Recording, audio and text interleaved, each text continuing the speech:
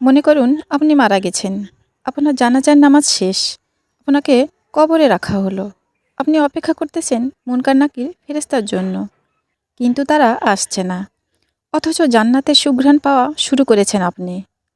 একটু পরেই কবরের সাথে জান্নাতের একটি সুড়ঙ্গ পথ তৈরি হয়ে গেল। আপনি ভাবলেন, এ কেমন কথা? প্রশ্ন উত্তর কই? তখন আপনার মনে পড়ল, প্রতি রাতে সূরা মুলুক পাঠ করলে কবরে প্রশ্ন উত্তরের ঝামেলা নাই।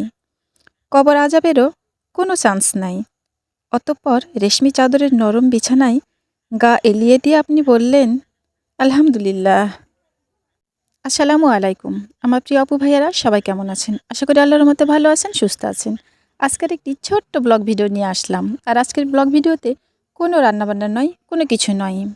শুরুতেই জুবাইরের রুমটা যতটুকু পারলাম পরিষ্কার পরিচ্ছন্ন করে গুছিয়ে নিলাম। নিয়ে চলে এসেছি রান্নাঘরে, একটু জলপাইয়ের আচার করব।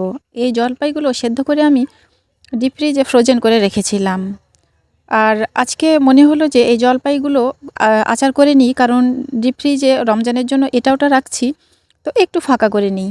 তাই তো খুব যত্ন করে আচারগুলো করছি। আমার প্রিয় আপু ভাইয়ারা, আমি অনেক ব্যস্ত এবং অনেক ঝামেলার মধ্যে আছি, তাই ছোট্ট একটা ভিডিও আপলোড করলাম। দয়া করে ভিডিওটা লাইক দিয়ে দেখা শুরু করবেন আর ফুল ওয়াচ করবেন।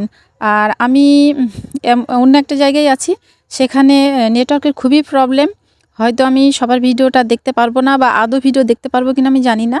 যেখানে একটু একটু নেটওয়ার্ক পাওয়া যায় আমি সেখানে দাঁড়িয়েই ভয়েসটা দিচ্ছি আর ভিডিওটা আপলোড দিব। আমার এই ভয়েস আপনি অনেক মানে ব্যাক সাউন্ড শুনতে পেতে পারেন, তো দয়া করে কিছু মনে করবেন না।